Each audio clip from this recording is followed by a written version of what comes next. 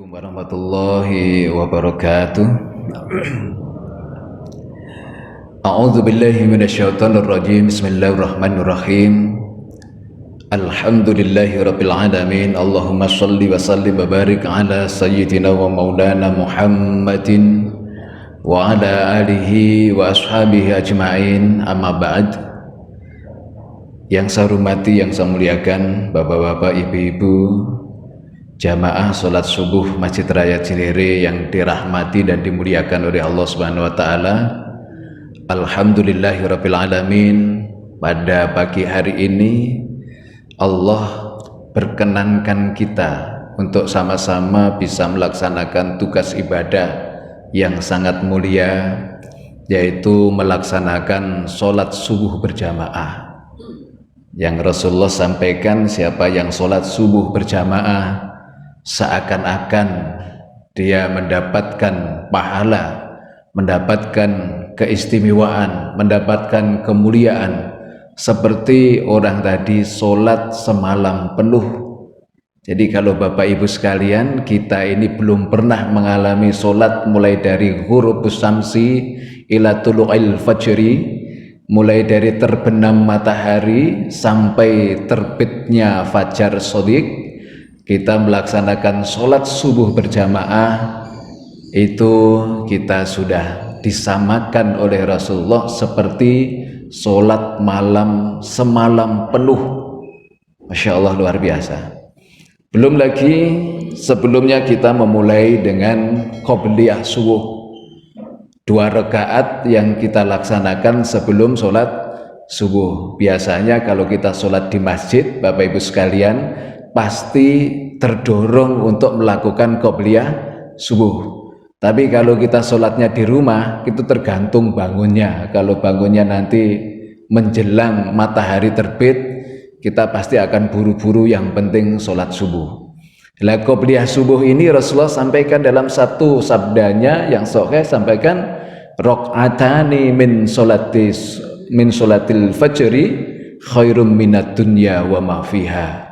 2 rakaat yang kita laksanakan, yang kita lakukan sebelum sholat subuh ini, atau sholat fajar atau qobliyah subuh, itu kata Rasulullah khairum minad dunya wa ma fiha, lebih baik daripada dunia seisinya. Jadi sudah mampu membandingi yang selama ini kita berjuang, bekerja keras, itu tidak bisa dikalahkan dengan apapun setelah kita melakukan qobliyah atau 2 rakaat sholat fajar.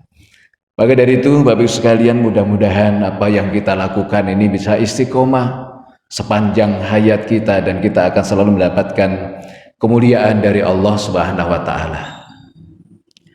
Bapak Ibu yang dirahmati oleh Allah, pada kesempatan kali ini tugas minggu kelima yang ditugaskan oleh Pak Masyuri, mudah-mudahan beliau hadir ya. Kali ini kita sedang berada pada tanggal 4 Rabiul Akhir, yaitu tanggal 4 Rabiul Akhir bulan Hijriah 1444 Hijriah. Artinya kita telah melewati bulan Rabiul Awal yang jumhur ulama berpendapat di bulan Rabiul Awal itulah di mana Rasulullah Shallallahu Alaihi Wasallam dilahirkan. Yang sama-sama kita ketahui, kita ikuti dari kesempatan para ulama itu adalah tanggal 12 Rabiul Awal, walaupun ada sedikit pendapat yang mengatakan tanggal 9. Tapi kita ngikutin jumhur para ulama saja. Bapak Ibu yang dirahmati oleh Allah, Nabi kita Muhammad Shallallahu Alaihi Wasallam itu utusan Allah Subhanahu Wa Taala yang secara kehambaan dan keutusannya sama dengan para nabi-nabi sebelumnya. Tetapi ada yang sangat istimewa bagi Nabi kita Shallallahu Alaihi Wasallam daripada nabi-nabi sebelumnya, yaitu akhlak mulia beliau. Maka momentum atau event-event yang dilaksanakan oleh Banyakan masyarakat kita terutama di Indonesia dan di beberapa penjuru dunia, yaitu pelaksanaan peringatan Maulid Nabi kita Muhammad Shallallahu Alaihi Wasallam, yang dari peringatan tersebut mempunyai satu keinginan supaya tambah mahabbah, tambah cinta, tambah semakin rindu kepada Nabi kita Muhammad Shallallahu Alaihi Wasallam. Lah, kerinduan itu, kecintaan itu akan mendorong kita lebih mudah untuk mengikuti ajaran dan tuntunan Nabi kita Muhammad Shallallahu Alaihi Wasallam. Jadi dalam satu ungkapan para ulama disampaikan, man ahabba syai'an fahuwa abduhu. Siapa yang mencintai sesuatu, dia adalah hambanya sesuatu tadi.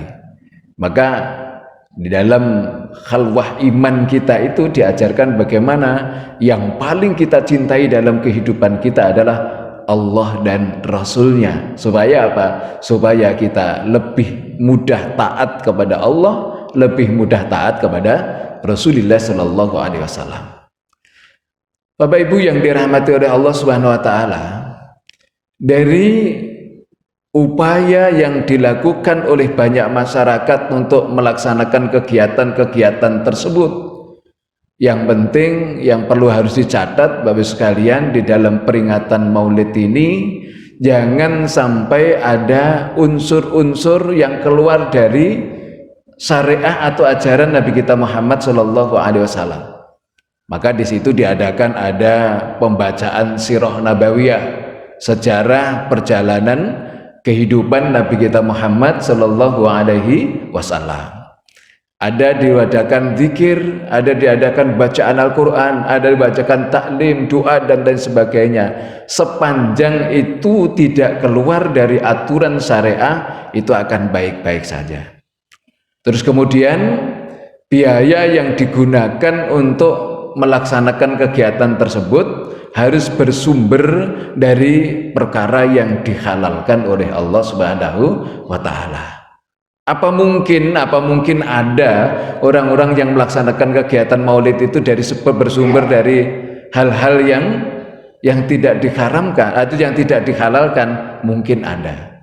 Maka selalu saya kadang-kadang menyampaikan kepada masyarakat, hati-hati bikin proposal untuk mengadakan kegiatan Maulid. Kadang-kadang mohon maaf, untuk mengagungkan Nabi kita, proposalnya bakal dikirim ke lembaga-lembaga non-muslim, usaha-usaha non-muslim. Itu menurut pendapat saya kurang tepat, karena yang mesti punya tanggung jawab untuk terdorong untuk melaksanakan kegiatan yang baik itu ya kita semuanya. Namun dari pelaksanaan kegiatan itu, rutinitas yang mestinya menghasilkan manfaat besar bagi kita semuanya untuk mengetahui apa yang unggul dalam diri Rasulullah Shallallahu Alaihi Wasallam, itu yang paling penting. Nah, kita bisa merenung, menukil kepada satu ayat yang disampaikan oleh Allah Subhanahu wa Ta'ala di dalam surat Al-Qalam ayat 4. Allah Subhanahu wa Ta'ala menyampaikan dalam satu ungkapan pujian yang luar biasa, yaitu bismillahirrahmanirrahim, wa innaka la'ala khuluqil azim. Allah yang bersabda, Allah yang berfirman, sesungguhnya engkau Muhammad manusia hamba yang diciptakan oleh Allah, yang diutus oleh Allah, yang mempunyai akhlak yang agung, akhlak yang tinggi. Ini kalau dalam penjabaran tentang pujian, tentang penafsiran atau penjelasan alhamdulillahirabbil alamin, di mana ada namanya Kudus alal Qadim, Qadim alal Qadim, Qadim alal Kudus, Kudus alal Kudus, yaitu pujian Allah terhadap dirinya sendiri, Allah terhadap makhluknya. Terus kemudian makhluk dengan makhluk yang lain saling memuji, dan kemudian juga makhluk memuji Allah. Itu semuanya muaranya kepada Allah Subhanahu wa Ta'ala. Jadi gini Bapak Ibu sekalian, kalau Allah memuji Rasulullah dengan akhlak yang agung, Allah memuji Rasulullah dengan akhlak yang mulia itu, yang membuat Rasulullah akhlaknya mulia, yang membuat Rasulullah akhlaknya agung, itu adalah Allah Subhanahu wa Ta'ala. Pada hakikatnya pujian Allah tadi hanya kembali kepada Allah sendiri. Jadi kalau kita memuji saudara kita, memuji teman kita dengan pujian apapun yang indah-indah itu, pada hakikatnya kita telah memuji Allah Subhanahu wa Ta'ala. Maka kedudukan hakikatnya harus kita pahami, supaya pujian kita kepada sesama hamba, pujian kita kepada Allah, pujian hamba terhadap Allah, Allah terhadap hambanya, itu semuanya mempunyai nilai ibadah kepada Allah Subhanahu wa Ta'ala. Kemudian dari akhlak yang mulia yang dipuji oleh Allah Subhanahu wa Ta'ala, supaya nanti kita akan merekam, mengetahui, terus kemudian mencontoh di dalam kehidupan kita. Itu Rasulullah Shallallahu Alaihi Wasallam di dalam satu hadis yang diriwayatkan oleh Imam Baihaqi, beliau sampaikan, innama bu'istu liutamima makarimal akhlak. Sesungguhnya saya diutus ke muka bumi ini menjadi utusan Allah Subhanahu wa Ta'ala untuk kita semuanya ini, kata Rasulullah, liutamima makarimal akhlak, untuk memperbaiki, membangun akhlak yang mulia. Apakah orang-orang sebelum Nabi Muhammad diutus itu nggak punya akhlak? Ada, Pak. Orang-orang Quraisy itu juga beberapa hal mempunyai akhlak yang mulia, walaupun sebelum ada Islam. Nah, yang akhlak ini oleh Rasulullah dijaga betul. Jangan sampai akhlak ini nanti mengalahkan ajaran Islam yang oleh Allah diutus melalui Rasulullah untuk dicontohkan kepada semua umat, terutama umat Nabi kita Muhammad Sallallahu Alaihi Wasallam.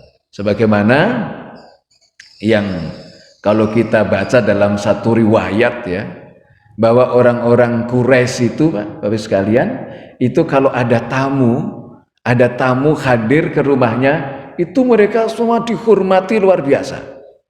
Dihormati, kalau ada tamu dihormati. Nah, budaya seperti ini kan mesti harus dirawat. Cara kita menghormati tamu yang baik itu bagaimana oleh Rasulullah dicontohkan. Sampai Nabi menyampaikan dalam satu hadis yang sahih, disampaikan, man kana yu'minu billahi wal yaumil akhir falyukrim dhaifah. Siapa yang beriman kepada Allah dan hari akhir, kata Rasulullah, maka muliakan tamu. Ini tujuannya apa? Hadirnya ajaran Islam yang dibawa oleh Rasulullah jangan sampai kalah dengan perilaku orang Quraisy yang dulu belum mengenal tentang tata krama ad-diniyah atau agama sebagaimana yang diajarkan oleh Nabi kita Muhammad Shallallahu Alaihi Wasallam. Kemudian Bapak Ibu sekalian yang dirahmati oleh Allah, berkaitan tentang akhlak ini, saya membawa satu kitab Bulughul Maram yang ditulis oleh Syekh Ibnu Hajar Al-Asqalani Al-Hafiz. Beliau adalah pakar hadis yang sama-sama kita ketahui ya. Ada satu ungkapan Nabi berkaitan tentang akhlak ini, bahwa ukuran kebaikan, ini yang mesti harus kita catat, ukuran kebaikan manusia itu Bapak sekalian, bahkan diukur dari nilai akhlak itu sendiri. Di sini dalam satu hadis, Bismillahirrahmanirrahim, wa adin Nawas bin Sam'an radhiyallahu an qala sa'altu Rasulullah sallallahu alaihi wasallam anil birri wal ismi. Kata Nawas bin Sam'an, beliau bertanya kepada Rasulullah berkaitan tentang ukuran baik dan dosa itu seperti apa ya Rasulullah? Faqala, Rasulullah menjawab, al birru husnul khuluq. Kebaikan itu, kata Rasulullah, adalah diukur sejauh mana orang tadi mempunyai akhlak yang mulia, akhlak yang baik. Berarti kalau kita sambungkan dengan pujian Allah dalam surat Al-Qalam ayat 4 tadi, wa innaka la'ala khuluqil azim, terus kemudian dalam satu hadis yang riwayat Imam Baihaqi tadi, innama bu'istu liutami makarimal akhlak, siapa yang kita contoh dalam kehidupan kita tentang akhlak ini? Ya Rasulullah. Oh, kalau begitu, kalau Rasulullah SAW adalah contoh terbaik bagi kita, oh, peringatan Maulid, peringatan pembacaan sirah nabawiyah, berita tentang Nabi itu kita harus paham betul apa yang unggul di dalam ajaran Nabi kita Muhammad Shallallahu Alaihi Wasallam. Kalau kita bicara tentang syariah, maka itu syariah mungkin sudah tuntas. Ada 5 itu: hibdun nafas, hibdun din, hibdun mal, terus hibdul akal, hibdun nasl, yaitu menjaga agama, menjaga akal, menjaga diri, menjaga nyawa, menjaga harta, termasuk menjaga keturunan. Itu adalah maqasidus syariah yang barangkali secara fikih akan dibahas dengan tuntas, tetapi ada pendamping yang sangat kuat yang harus kita perhatikan, yaitu akhlakul karimah.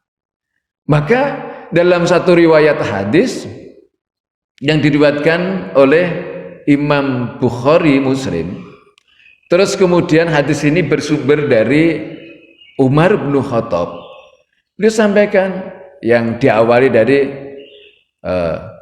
pada satu saat itu, bainama nahnu julusun 'inda Rasulillah sallallahu alaihi wasallam data yaumin, yang Rasulullah ditanya, akhbirni anil Islam, akhbirni anil iman, akhbirni anil ihsan. Rasulullah ditanya tentang Islam, tentang iman, tentang ihsan. Jawaban paling singkat, paling mudah ketika Islam dijawab tentang rukun Islam 5 tadi, iman dijawab dengan rukun iman yang 6, ihsan dijawab anta budallah ka'annaka tarah wa ilam takun tarah fa innahu yarak. Itu adalah merupakan satu gambaran bahwa iman itu adalah akidah kita yang kuat. Terus kemudian Islam itu adalah ikatan syariah yang kuat. Yang ketiga, ihsan itu adalah akhlakul karimah. Maka ketika Rasulullah bertanya kepada Umar, ya Umar, siapa yang datang tadi? Umar menjawab, Allahu wa rasuluh a'lam, hanya Allah dan Rasul yang tahu, karena nggak ada yang kenal. Yang datang tadi, kata Rasulullah, huwa Jibril atau innahu Jibril. Itu tadi yang datang tadi adalah malaikat Jibril. Yu'allimukum dinakum. Jibril yang bertanya tentang Islam, yang bertanya tentang iman, yang bertanya tentang iman, bertanya tentang ihsan, itu yu'allimukum dinakum. Pada hakikatnya Jibril itu datang kepada kalian semua, kata Rasulullah, untuk mengajari tentang qawaid agama ad-din kalian. Jadi kalau kita bicara ad-dinul Islam, Bapak Ibu sekalian, atau namakan ad-din secara itu Islam, iman, ihsan. Nah, Islam itu apa? Syariah. Iman itu apa? Akidah. Ihsan itu akhlakul karimah. Nah, Rasulullah SAW dalam hadis ini, hadis yang diriwayatkan oleh Imam Muslim dari Nawas bin Sam'an, itu beliau sampaikan bahwa al-birru husnul khuluq. Kebaikan itu bisa diukur sejauh mana dia mempunyai akhlak yang baik. Nah, Bapak Ibu yang dirahmati oleh Allah, kalau kita bicara akhlak, akhirnya kita akan berbicara kepada pribadi kita yang selama ini ada 2 sisi yang kita bangun. Yang pertama yaitu soleh pribadi. Ini hubungan ibadah kita kepada Allah. Dan ini sangat mudah untuk dijalankan. Bapak Ibu, kita ingin ke masjid, mau melaksanakan sholat berjamaah. Itu tergantung kita mau semangat atau tidak. Kalau kita mau semangat, punya tekad yang kuat, terjadi ke masjid. Malam hari kita ingin bangun malam untuk melaksanakan sholat tahajud. Tantangannya hanya satu, kita mau semangat atau tidak, punya kemauan kuat atau tidak. Kalau kita semangat, kemauan kita kuat, jadi itu sholat tahajud. Mau melakukan ibadah puasa sunnah, Bapak. Tergantung kita mau semangat atau tidak, mau tekad kuat atau tidak. Oh, kalau kita semangat, tekad kita kuat, jadi itu sholat sunnah. Ini namanya soleh pribadi. Tetapi yang Rasulullah disebut dari beberapa tentang akidah akhlak, batasan-batasan pelajaran akhlak yang dibangun oleh Rasulullah selalu ditunjukkan di mana Rasulullah mengangkat betul martabat nilai-nilai kemanusiaan. Dan itu Bapak Ibu sekalian, tantangannya tidak semudah ketika kita membangun kesolehan pribadi tadi. Jadi kesolehan sosial kita itu akan mendapatkan tantangan yang sangat berat. Tidak seperti ketika kita bangun kesolehan kita kepada Allah Subhanahu wa Ta'ala. Namun apabila kesolehan sosial ini yang kita lakukan kepada sesama manusia sebagaimana yang dibangun oleh Rasulullah, Rasulullah sangat konsen, sangat prioritas sekali untuk mengangkat derajat nilai kemanusiaan. Itu juga kita sandarkan kepada hukum-hukum Allah, semuanya jadi mudah. Contoh Bapak-bapak sekalian, soleh sosial itu apa yang bisa kita pahami dengan mudah? Sedekah. Kita ada orang yang selama ini kita lihat susah hidupnya, perlu dibantu, kita bantu. Alhamdulillah ada rezeki untuk membantu mereka. Setelah kita bantu, dia punya sikap yang gak baik sama kita, gak pernah terima kasih, boro-boro terima kasih, malah kita kadang-kadang suka diusilin atau apalah namanya. Ini yang mengganggu. Kita baik dengan tetangga. Selama ini kalau ketemu kita salam, senyum, sapa dengan begitu enaknya. Tetangga kita nggak seperti itu dengan kita. Kita sudah salam baik-baik, judes sama kita. Kita sudah dermawan sama dia, pelit sama kita. Tantangan kesolehan sosial itu seperti itu. Maka dari itu kalau kita kembali kepada hukum Allah, contoh yang dibangun oleh Rasulullah berkaitan dengan akhlakul karimah ini, akhirnya kita tidak terdikti dengan sikap orang yang kita hadapi tadi, namun yang lurus kita ikuti adalah ajaran Nabi kita Muhammad SAW, hukum-hukum Allah tadi. Rasulullah SAW berkaitan tentang tetangga, beliau sampaikan, ini sebenarnya hadis yang dari tadi saya baca itu jadi satu hadis, Pak. Ada mangkana yu'minu billahi wal yaumil akhir falyakul khairan aw liyasmut, mangkana yu'minu billahi wal yaumil akhir falyukrim jarahu, mangkana yu'minu billahi wal yaumil akhir falyukrim dhaifahu. Siapa yang beriman kepada Allah, muliakan tetangga kita ini. Maka ini dicontohkan oleh Imam Malik, yang Imam Malik itu hukum ngikutin hukum Allah, mengikuti contoh Rasulullah. Bagaimana Rasulullah SAW pergi ke masjid, dilempari kotoran, dicaci maki, dihina. Tapi yang menghina, yang mencaci maki, yang melempari kotoran tadi sakit. Rasulullah pertama kali yang menjenguk orang yang tadinya zalim sama Rasulullah tadi. Kemudian bagaimana Rasulullah SAW, riwayatnya yang sering kita baca, mungkin kita dengar, waktu di Madinah beliau nyuapin pengemis Yahudi yang sepanjang hidupnya Rasulullah suapin dengan begitu indah dan sabarnya, sementara pengemis itu tiap hari mencaci Rasulullah, sambil disuapin mencaci Rasulullah karena pengemis ini buta. Baru diketahui ketika Rasulullah wafat dan tindakan ini dilakukan, amaliyah ini dilakukan, diteruskan oleh Abu Bakar Siddiq, baru tahu bahwa begitu sabarnya, begitu indahnya akhlak Rasulullah ketika membantu orang, membantu tetangga, membantu orang yang sedang susah. Dia tidak terdikte sikap perilaku orang yang kita bantu. Cuman kadang-kadang ini Bapak sekalian, ya kita ini kan kadang-kadang terdikte dengan perilaku orang. Kita ramah sama orang yang ramah sama kita, atau orang yang kita ramai dia judes sama kita, akhirnya kita balik seperti itu gitu. Nah, makanya kalau kita mau mencontoh Rasulullah ya seperti itu tadi, tidak terdikte dengan kondisi keadaan orang atau sikap orang yang kita melakukan kebaikan kepadanya. Bapak Ibu yang dirahmati oleh Allah Subhanahu wa taala, saya kembali kepada akhlak Nabi kita Muhammad sallallahu alaihi wasallam. Lalu ukuran akhlak ini bagaimana? Para ulama pensyarah hadis, beliau menafsirkan dengan al-birru husnul khuluq, itu menjabarkan. Memang paling enak itu kita mengikuti pendapat para ulama, Pak. Pendapat para ahli hadis, pendapat para orang-orang yang ahli, yang pakar di bidangnya. Karena ya kita sadar betul keilmuan kita yang masih terbatas. Nah, di mana-mana saya itu senangnya, saya itu nggak bakat ceramah, senangnya ya baca kitab. Karena yang kita sampaikan adalah pendapat para ulama. Jadi nah, kalau pendapat saya itu ya belum tentu kita ini benar mempunyai pendapat. Baik, saya kembalikan.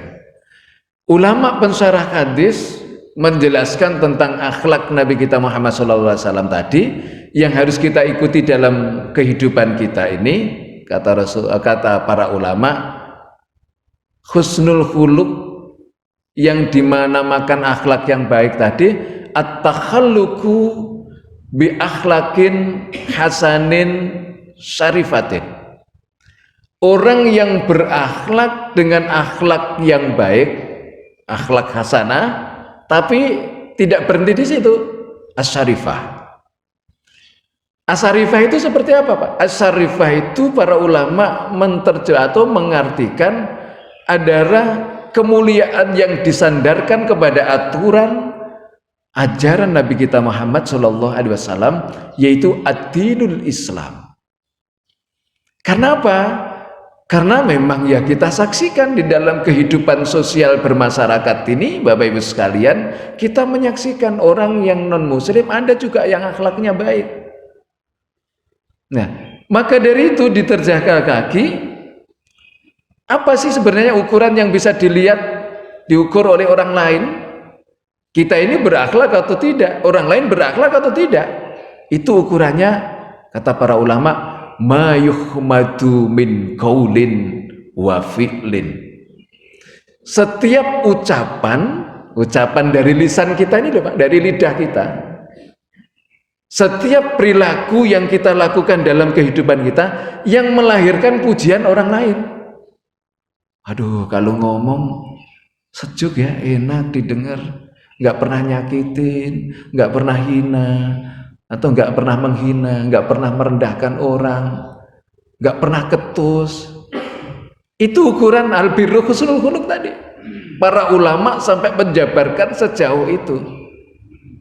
Di mana ada dia selalu bikin kenyamanan, selalu selamat semuanya. Barang-barang kita juga aman. Maka kalau kita sambungkan atau kita kaitkan dengan satu hadis riwayat Imam Muslim yang disampaikan oleh Rasulullah berkaitan dengan pertanyaan para sahabat, ya Rasulullah, man huwa muslim? Rasulullah itu pernah ditanya oleh para sahabat, ya Rasulullah, siapa orang muslim itu? Muslim itu mungkin berapa kali sudah saya sampaikan, muslim itu adalah identitas, Pak. Nah, identitas yang di dalam dirinya ada nilai-nilai luhur, yaitu Islam. Kalau begitu bisa kita pahami, Islam itu apa? Islam itu nilai. Jadi kalau kita di dalam kehidupan kita mengikuti ajaran Nabi, ajaran Rasulullah, yang terus kita menyimpan, memegang teguh, berprinsip dengan nilai-nilai yang dibawa oleh Nabi dengan baik, itu berarti kita telah menyimpan dan merawat, menjalankan nilai-nilai luhur, yaitu ad-dinul Islam. Nah, wadahnya diri kita ini kita beridentitas jadinya muslim. Jadi ini jangan sampai keliru. Makanya kalau gimana sih ada orang Islam kok begitu, orang muslim, ini orangnya. Islamnya nggak bisa. Al-Islamu ya'lu wa la yu'la. Islam itu tinggi, tidak ada yang lebih tinggi dari Islam nilainya. Tetapi kadang-kadang orang Islamnya yang merusak nilai itu, yang rusak bukan nilainya itu sendiri, tapi orang Islamnya. Kalau ada orang Islam yang keliru, jangan salahkan di Islamnya, tapi salahkan manusianya, karena manusianya itu adalah wadahnya itu. Wadahnya itu namakan identitas. Ini nggak bisa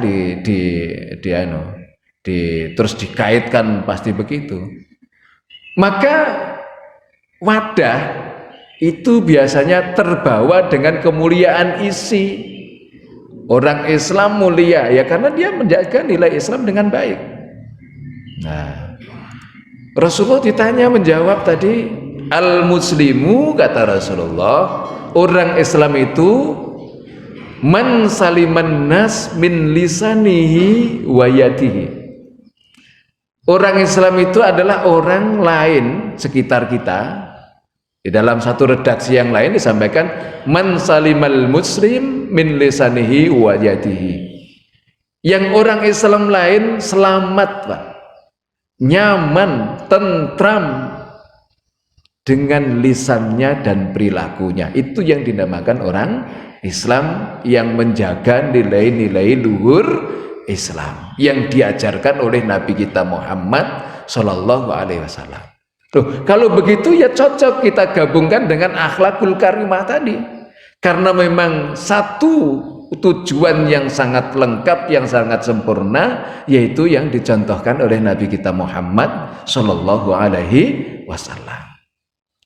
Bapak Ibu yang dirahmati oleh Allah, kemudian bahasa as-syarifah tadi, karena jangan sampai orang yang tidak Islam, yang non muslim itu akhlaknya mengalahkan orang Islam. Karena orang Islam sudah punya patokan jelas tuh. Contohnya Rasulullah, ajaran yang dibawa langsung dari sumbernya Sang Pencipta Allah Subhanahu wa Ta'ala. Tapi mungkin orang yang non muslim berkedah secara naluri manusia suka menolong, berbicara santun, sopan santun, ramah sama orang. Mungkin bapak-bapak kan pernah ketemu ya, ibu-ibu pernah ketemu orang non muslim ramah sama kita. Orang non muslim dermawan. Itu akhlak juga, tapi tidak asyarifah. Lah kita ini al-hasanah asyarifah. Jadi baik tapi lurus. Bukan hanya selesai di dunia ini, tapi nyambung manfaatnya sampai kita ketika kembali ke kampung halaman kita. Mana? Jannatul Firdaus. Kampung halaman kita ini bapak-bapak, surga ya Pak ya. Nabi Allah Adam, kakek kita, Hawa, nenek kita, itu diciptakan oleh Allah di surga. Ini simbol bahwa kita ini kampung halamannya adalah surga. Bahkan jangan sampai salah kembali, jangan sampai salah mudik. Ya, Pak Haji Said kampung halamannya mana gitu. Nanti mudiknya ke sana, kita semua ke sana. Mana tuh? Jannatul Firdaus, surga yang paling tinggi. Makanya saya melihat wajah-wajah Bapak Ibu ini udah wajah surga semua.